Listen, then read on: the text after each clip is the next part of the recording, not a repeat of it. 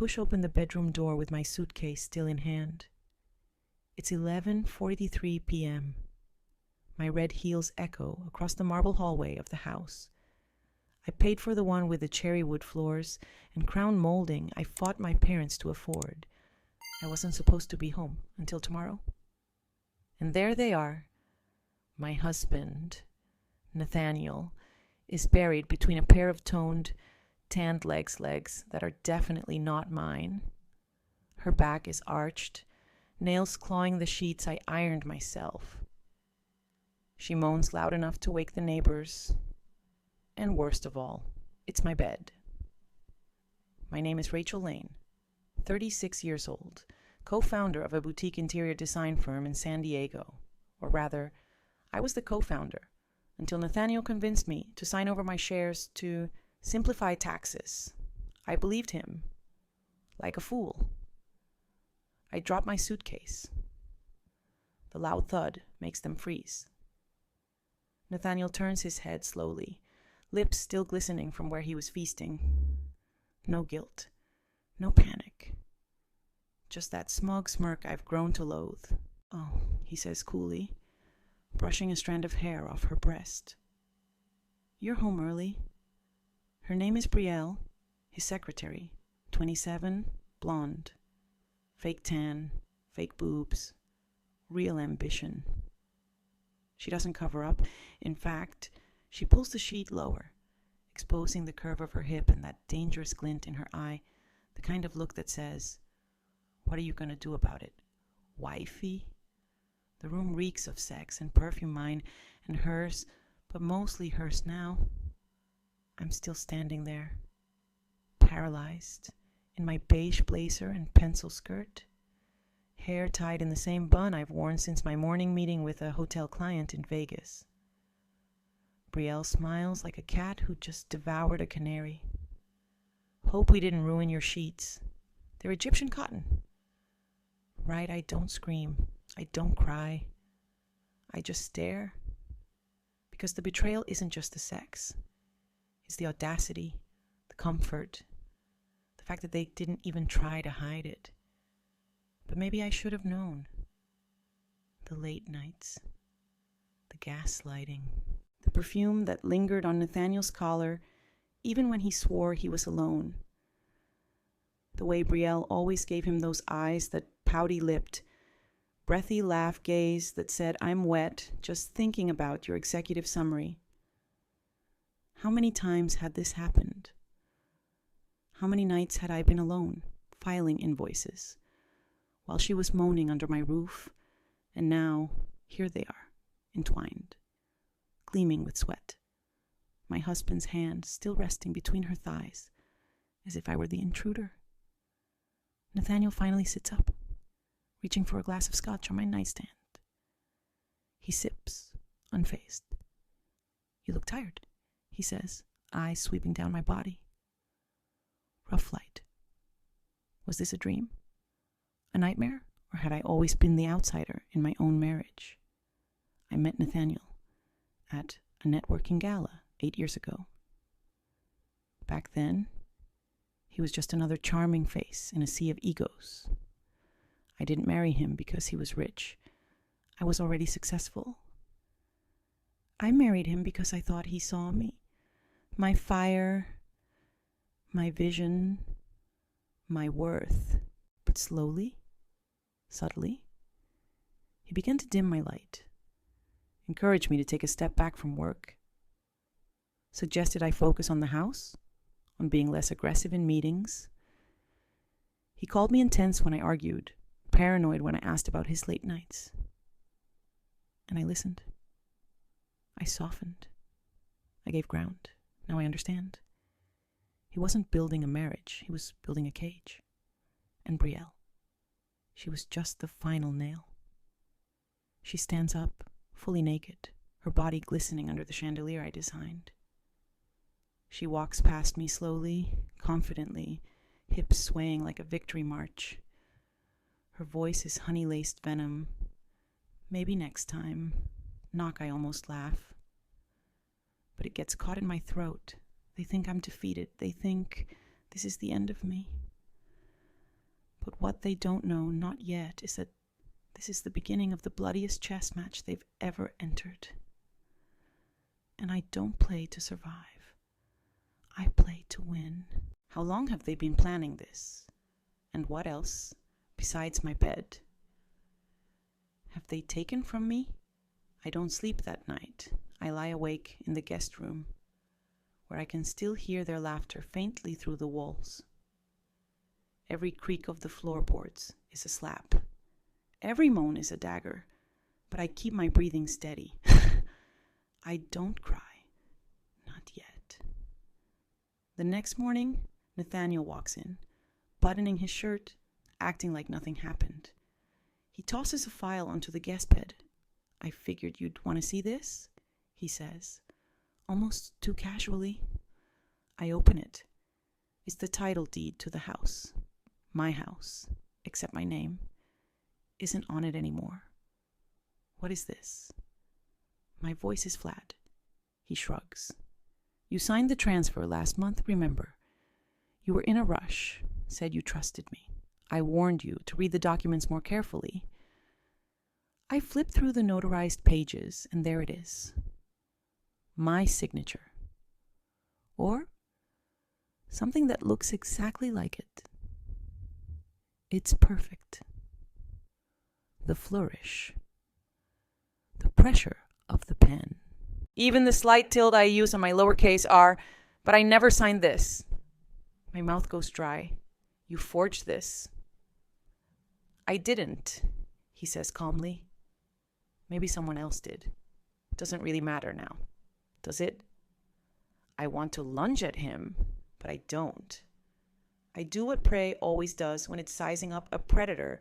I stay still and watch. And I wonder how long has this plan been in motion?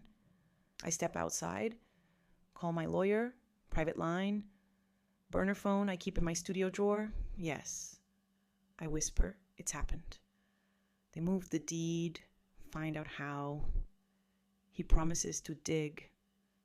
Meanwhile, I begin my own investigation.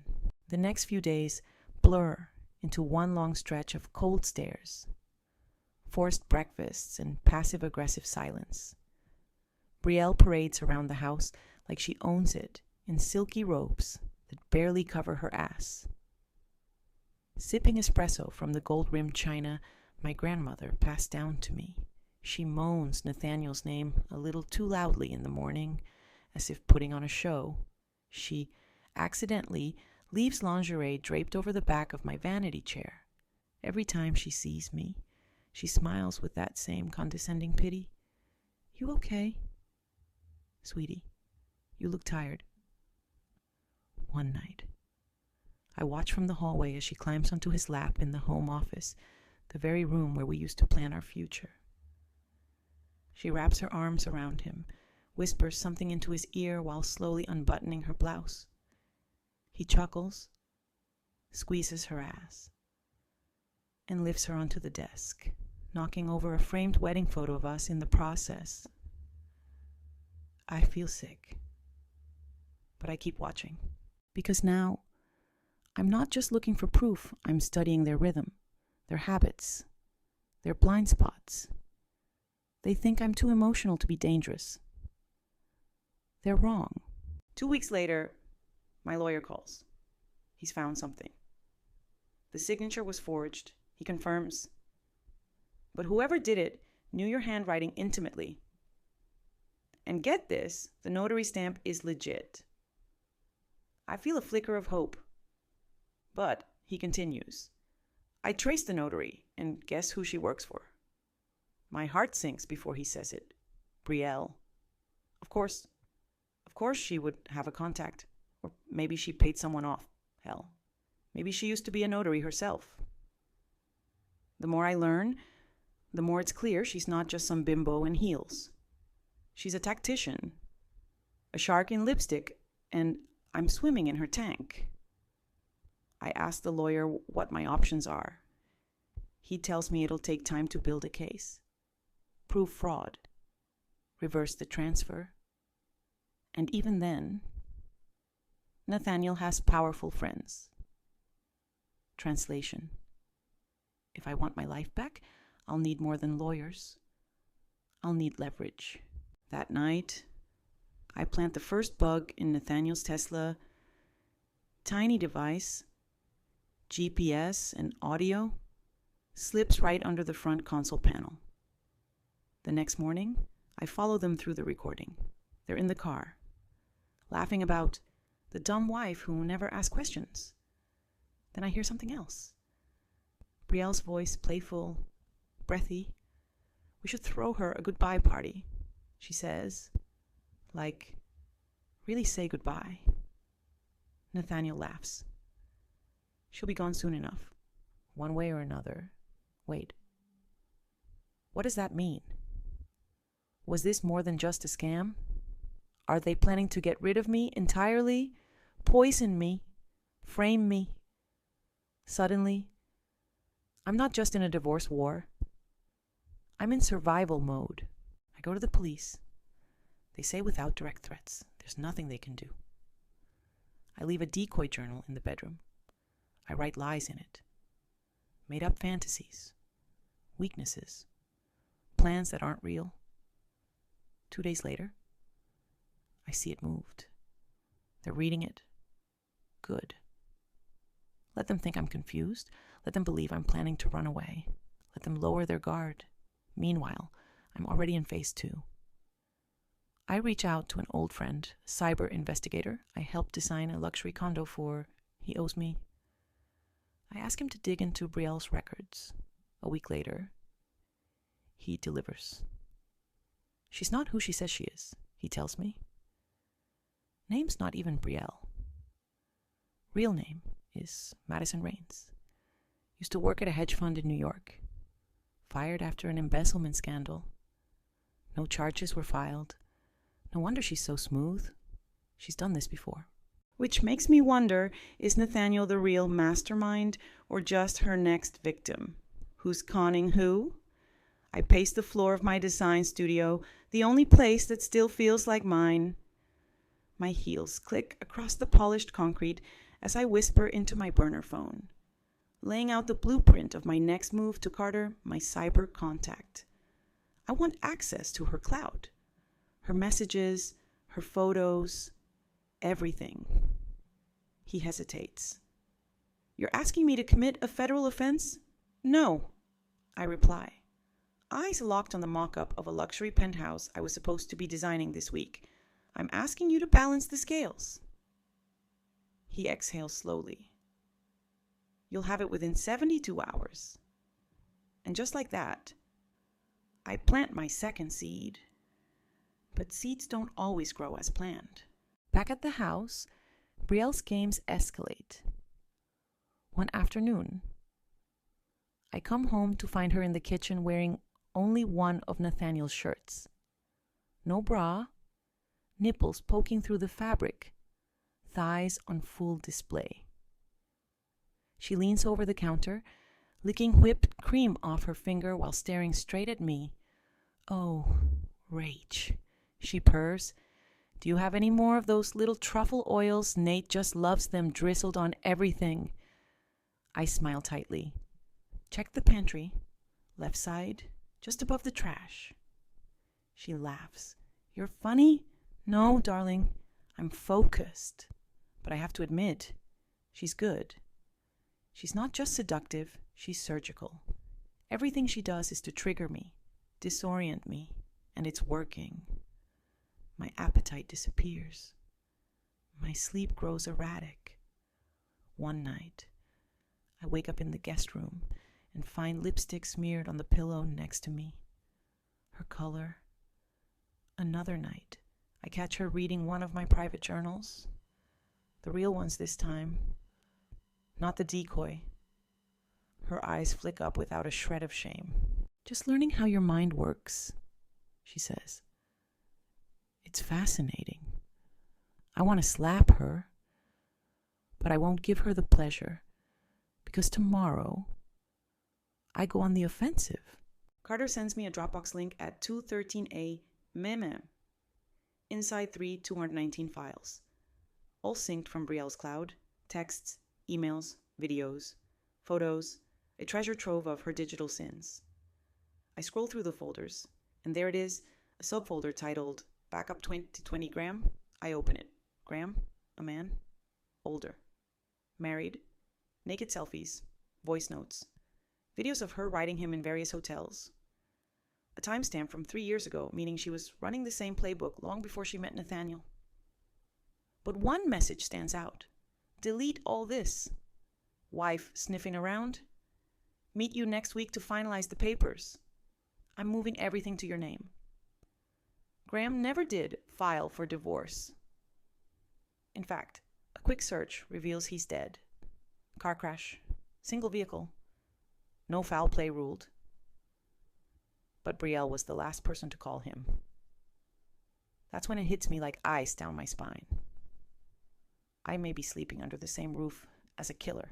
I package everything into a USB and mail it anonymously to a journalist I know at The Verge.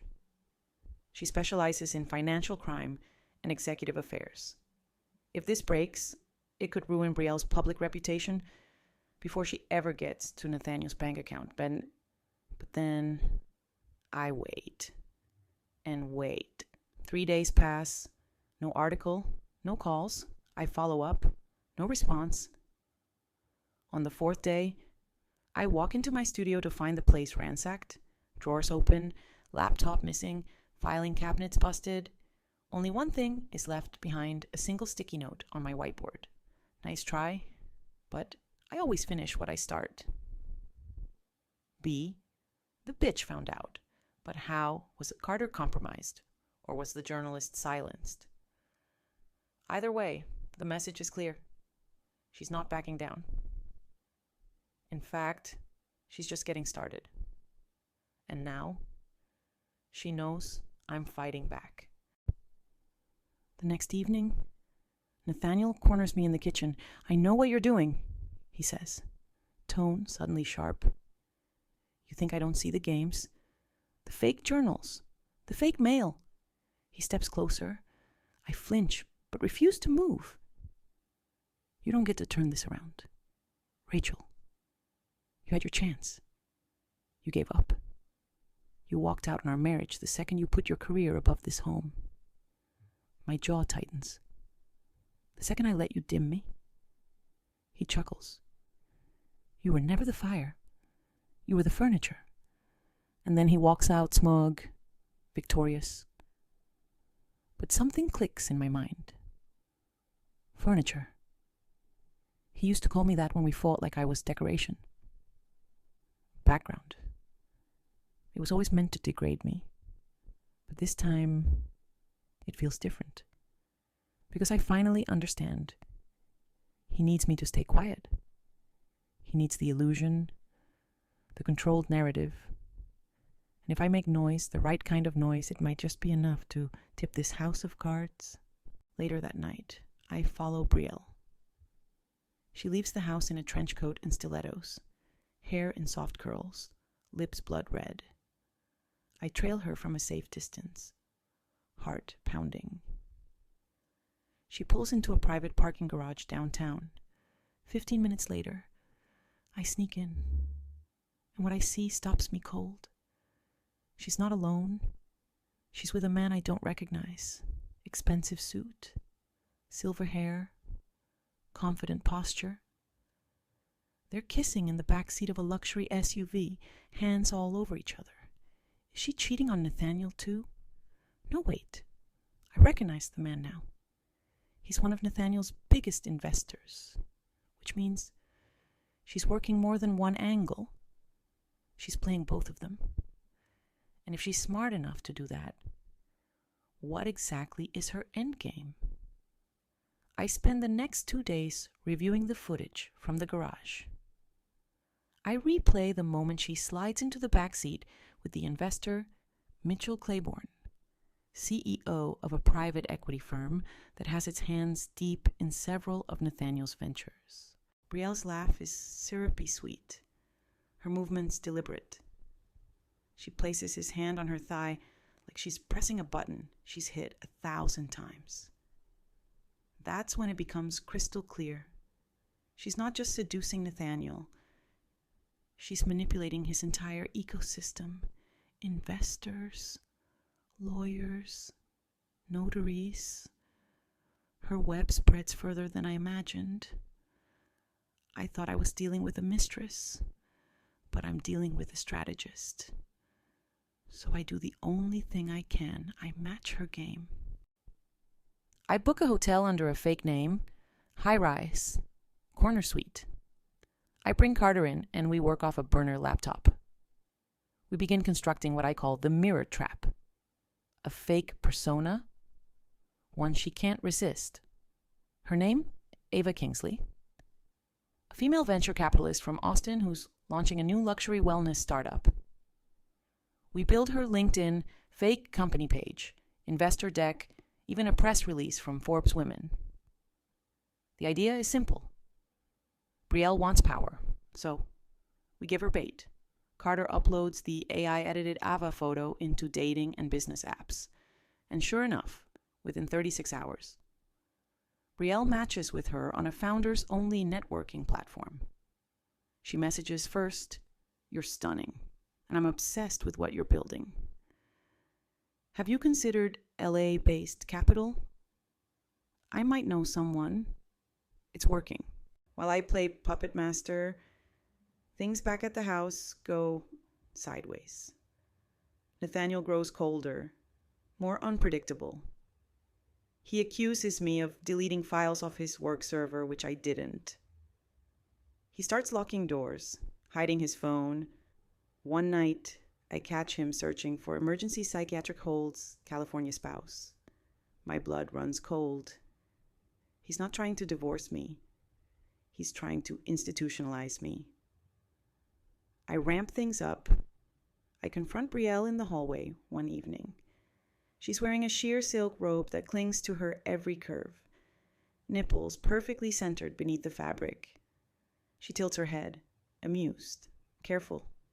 Rachel," she says softly. "You're unraveling." I smile back. "No, darling. I'm evolving." Then I lean in close and whisper, "You should tell Mitchell to get that mole on his back checked. Stage 2, melanoma's treatable, if you catch it early." Her eyes narrow. I walk away before she can respond. Let her wonder how much I know. The mirror trap deepens. Brielle, through Ava, arranges a dinner at a discreet French bistro in Beverly Hills. I watch through Carter's hidden mic and cam. Brielle shows up in a black, backless gown with a thigh slit that could slice egos. Her cleavage shimmers with body oil. She doesn't just enter the room, she owns it. They drink. She flirts.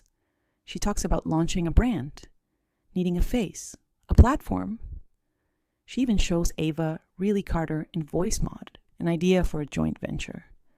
And then she says, the line that makes my heart drop, "I'm almost done here anyway. Once I get the last document signed, I'll vanish." He'll blame his wife. Always does. He'll blame his wife, me. What document? I rewind the audio. She's talking about a transfer of Nathaniel's offshore account, the same one he swore he closed years ago.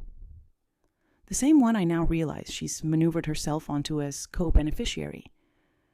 She's not just stealing my house. She's about to gut his fortune, too. But then, disaster. Carter calls me at 3 a.m. Rachel. She's onto us. But she ghosted Ava. Deleted all messages. Wiped the thread. And get this, someone tried to run a trace on the IP from the dinner footage. Sophisticated, professional shit. I underestimated her again. I hang up, heart pounding, and then I see it. A red envelope slipped under my hotel room door. No name. Inside a single flash drive and a note. Try harder. B. I load the file. It's a surveillance video of me. From the studio. From inside my studio. She knew the whole time. I cover my mouth, and that's when it hits me. The reason my moves keep failing isn't just because she's smart. It's because someone on my side is leaking everything. Carter the lawyer, even the journalist. Someone's playing both sides. And I need to find out who before I lose what little advantage I have left. I decide to burn the safety net. I march into Nathaniel's office the next day, dressed in red, not just any red, the dress. The one he bought me on our 3rd anniversary, slid high, neckline plunging, body-hugging satin that clings like a second skin. His eyes flick up. He swallows. Hard. Brielle's not in the room. Good. I lean against his desk, slide one leg over the armrest of his chair. I want one more night, I say. His eyes darken. You're serious? I nod. Take me. Remind me why I married you. He stands, hands trembling. He always did love when I took control. He presses into me, his hand sliding under the dress, his mouth searching mine. But as he moans into my neck, I whisper, "Is she this tight?" He freezes. I press the recorder deeper into his back pocket and shove him away. Thought so. He looks stunned, but I don't stay long enough to explain. I walk out, heart pounding, body still humming with fury. The recorder has everything.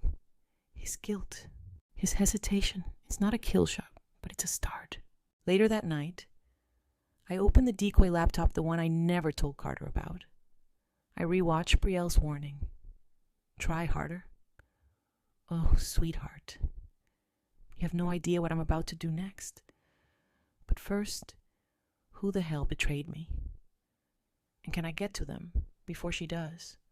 The betrayal has a scent. It's sharp, familiar, like old cologne, stale coffee, and panic.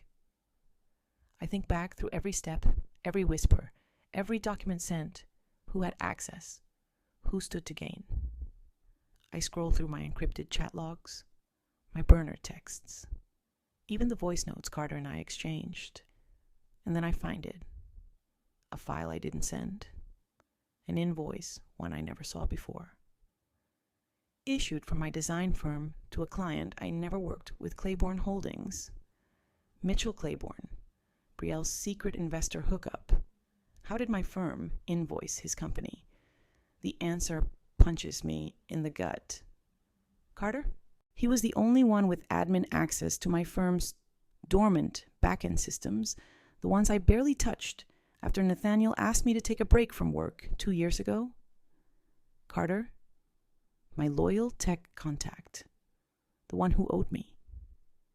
He didn't just help me build the mirror trap. He helped her monitor every move I made. I confront him the next night. I track him to his loft downtown and corner him in the parking garage. You've been feeding her everything, I say. Since the beginning? He tries to act confused. Rachel, slow down. Cut the bullshit. He looks around, drops the act. She paid more, he says flatly, and she promised I'd be protected. You just promised justice, and that's not bankable? I almost laugh. She bought my protection. She bought my betrayal. I turn to leave, but pause. One last thing. Did she tell you about Graham? He blinks. Who exactly? I say, and walk away. I don't look back. My hands tremble as I delete every contact, shred every file, close every account Carter touched. It's like cutting off a limb to save the body. But necessary. I'm bleeding allies now, alone, again, but not broken, because in the chaos, I found the document Brielle mentioned. Tucked in a shared folder, Carter left half-synced. A single PDF with a familiar header, Irrevocable Asset Transfer Agreement. She was days away from convincing Nathaniel to sign over his offshore holdings in the Cayman Islands to a shell company under her alias. The moment he did, she'd vanish with millions. She never loved him. She tolerated him. And now, she was inches from gutting him, like she tried to gut me. But here's the twist.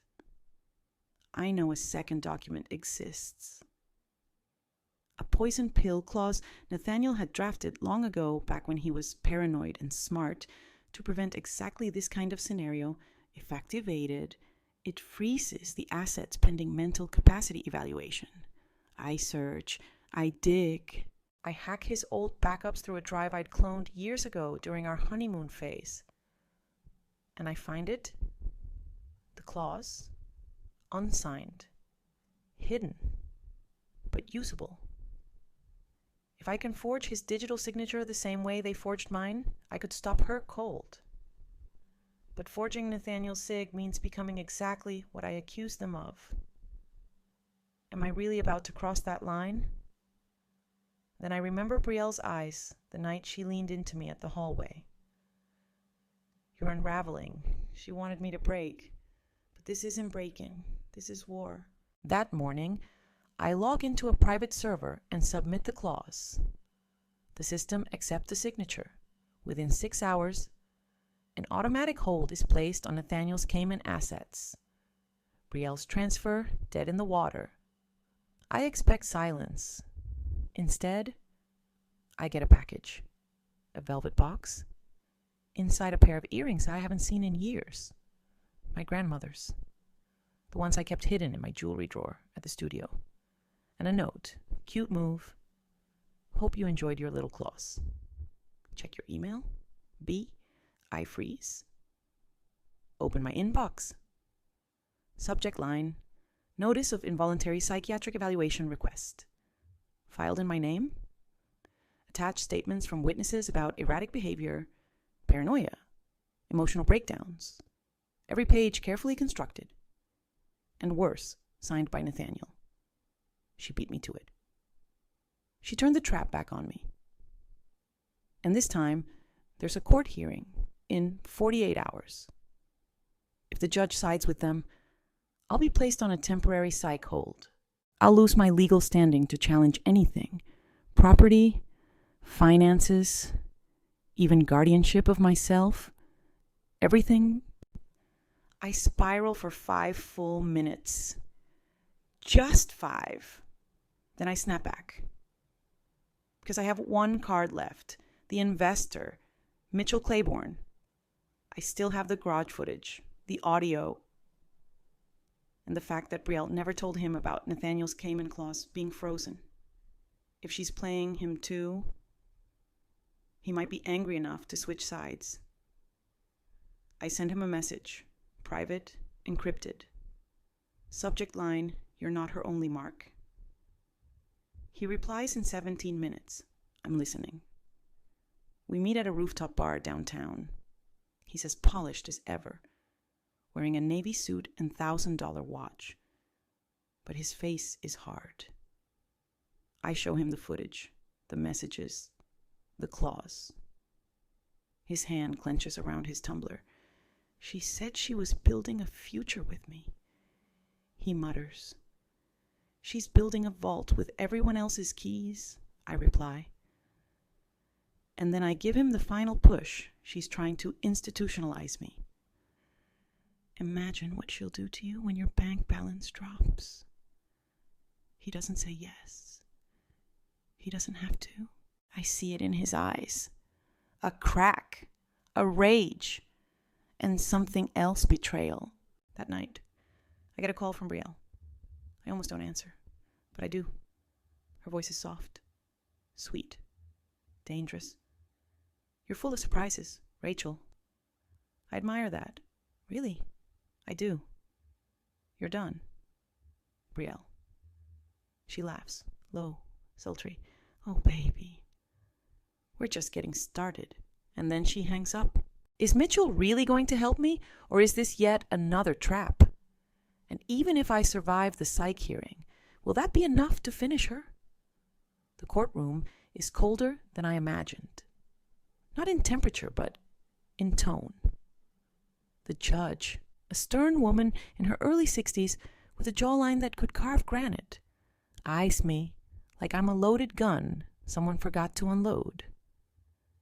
Nathaniel sits across the aisle, calm, pressed suit, tie coordinated with his pocket square. He doesn't look at me, Brielle, of course. Looks straight into my soul.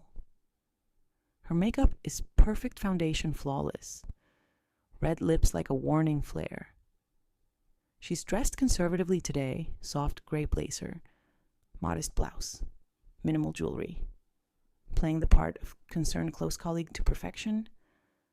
I'm only here because I care, she whispers to Nathaniel, loud enough for me to hear. The hearing begins. Their lawyer paints a masterful picture. Rachel Lane, once brilliant, now erratic, obsessed with conspiracies, distrustful, unstable, an emotional collapse masked behind business suits and burner phones. They present journal entries, fake ones, planted ones. They show emails carefully edited. They even present security footage of me talking to myself in the design studio, walking in circles. I recognize it. It's a loop from the night after Carter betrayed me. A 30-minute breakdown I thought no one saw. God damn it. They've thought of everything. But they made one mistake. They underestimated Mitchell Claiborne. The judge is about to issue her recommendation for psychiatric evaluation when the doors open. Your Honor, a voice calls out. Mitchell strides in, calm, collected, carrying a file. I request to submit new evidence as a third-party concern. Their lawyer objects. Brielle stiffens. But the judge, curious, allows it. Mitchell hands over a printed transcript and a USB drive. Recordings, documents, a pattern of manipulation, financial deception, and fraudulent intent by Ms. Brielle Dawson, who is not only this woman's accuser, but her primary persecutor. The judge raises an eyebrow. You're stating the accuser is acting in bad faith, I'm stating, Mitchell says, his voice cool as ice. That Dawson has a history of targeting wealthy men, eliminating their spouses through psychological sabotage, and rerouting financial holdings under shell corporations. I have proof. Multiple instances, including evidence of her manipulating this courtroom process to silence Miss Lane. The judge pauses, long, then motions for recess. I don't move. Brielle doesn't either. Our eyes lock. Something shifts in hers. Not fear, not rage, amusement. Outside the courtroom, she corners me in the hallway. You think that was clever? She says softly. Mitchell was a pawn. I wanted you to bring him in. I wanted him to know. Now he burns too. What the hell are you talking about? She steps in, inches from my face. Her perfume floral and venomous. His firm is under SEC investigation. You just publicly attached him to me. You're going to watch both your enemies fall, and the best part, you handed me the match. Then she walks away, and my stomach drops. Hours later, I get a call. Mitchell's offices have been raided. His stock is tanking, and the only name trending beside his on financial blogs, mine. Was this her plan all along? I ask myself out loud. To use me to detonate the very bomb she rigged under Mitchell. It makes sense now. She knew I'd retaliate. She counted on it. She laid the trap, layered it in betrayal and bitterness, and waited for me to take the bait, which means I'm losing. Again. I return home and find Nathaniel in the library, sipping bourbon. He doesn't speak, just stares, until finally he says, "You should leave. It's over." I walk past him, up the stairs, but instead of going to my room, I go to his. His private safe is hidden behind the bookshelf. I know the code. Birthday of our first miscarriage. One of the few things he never forgot. I open it. Inside, the original documents. The real ones. He kept them. All the evidence, the forged deed, the shell company registration, the Cayman account details every damn piece. Why insurance guilt? Doesn't matter. I grab it all. But there's more. A flash drive. Labeled in his handwriting, "She'll kill me next." I play it. It's Nathaniel. Recording himself. Late at night, I think she's poisoning me. I don't know how. Maybe the supplements. Maybe in the whiskey. I feel weaker lately. But I can't leave her. She knows everything. She'll ruin me. Maybe Rachel was right. God, I wish I'd listened. I freeze the video, breathe, then smile. Finally, he's scared too. I make one last call. The journalist who ghosted me, turns out she didn't vanish. She was paid off to wait. Now that Brielle's name is tied to the Claiborne crash, the journalist wants blood. I give her everything. The safe contents, the video, the accounts, the timeline. 3 days later, the expose hits. Front page, every major news outlet, the secretary, the CEO, and the collapse inside the seduction that sank 2 empires. I sit in the kitchen, sipping wine in my robe, watching the chaos unfold. Brielle's face is on every screen. Nathaniel's lawyers issue statements. He's under review for fraud. Claiborne's firm is in shambles. And me. The court dismisses my psychiatric evaluation, declares the request manipulative, retaliatory, and unfounded. But it's not over. Brielle doesn't go down quietly. She calls me one last time. Nice work. She purrs. But I'll land on my feet. I always do. I sip my wine. Let's hope they don't snap your neck when you do. Click. She's gone now. Fled the country. No one knows where, but I do. A villa in Italy, funded through a fund in Singapore, but I don't care, because I'm done chasing her. The house is mine again. Nathaniel broke, alone, under investigation. And me. I'm writing this from my studio, fully restored, rebranded, and reopening next month. What they didn't understand was simple. You can wound a woman, you can humiliate her. But if she decides to fight, you better bury her deep, or she'll come back with fire in her lungs and a sword in her smile. And next time, she won't leave survivors. The sun rises over the Pacific in the kind of golden silence only survivors know. I sit at the edge of the infinity pool, toes dipped in water, the same silk rope wrapped around me that I wore the day I caught them in my bed. Full circle.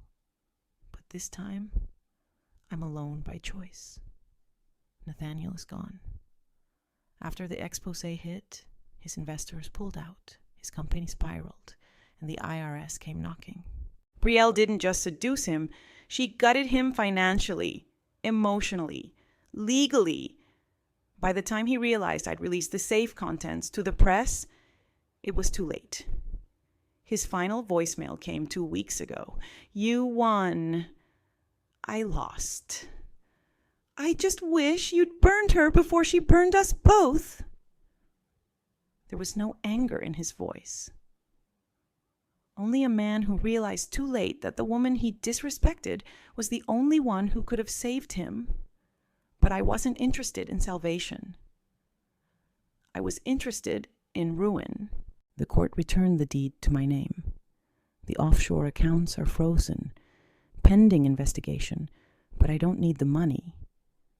I have something far more valuable now, freedom. Brielle, meanwhile, didn't disappear completely. She resurfaced under a new name in Montenegro. I know this because I tracked the IP address that pinged my studio's website 2 weeks after the story broke. She couldn't resist checking to see if I'd risen from the ashes. I had, and then some. My rebranded design firm is now booked out 6 months in advance. Celebrities, Fortune 500 CEOs, women in tech who heard my story and wanted their offices to feel like war bunkers wrapped in elegance. But it wasn't about work anymore. It was about legacy. The truth is, Brielle taught me more than any mentor ever could. How to weaponize perception. How to manipulate attention. How to burn slow, not bright. I didn't just rebuild, I transformed. But not everything came easy. There were moments I almost folded, when the loneliness clawed at me, when the betrayal felt too thick to breathe through, when I woke up in cold sweats thinking about her voice whispering, "You're unraveling." But I didn't unravel. I rewove myself, thread by bloody thread. 6 months later, I'm invited to speak at a women's leadership summit in San Francisco. The topic, surviving the snakes in silk reclaiming power. After public betrayal, I step onto the stage in a red suit, no jewelry, no husband, no excuses. I tell them everything. Well, almost everything. I leave out the part where I hired a PI in Italy just to slip a photo of me smiling in front of the restored mansion into Brielle's villa mailbox. No words, just the image. A reminder that no matter how far she runs, I'm always a few steps ahead. Not because I'm cruel, but because I learned from the best. They say revenge doesn't heal. They're wrong. Revenge, when calculated, patient, and precise, frees. It cleanses. It clarifies. It gives shape to the rage, and then releases it. I don't think about Nathaniel anymore. I don't even hate Brielle, because hate implies I still care, and I don't. What I care about now is me, my home, my name, my power. They tried to strip it all away, but what they gave me instead was the sharpest weapon of all clarity. So here's my truth. For any woman out there holding back her scream, burn it down if you must, but never forget to rebuild with steel. Because the next time someone tries to lie to your face in your own damn bed, you won't need proof. You'll just need fire.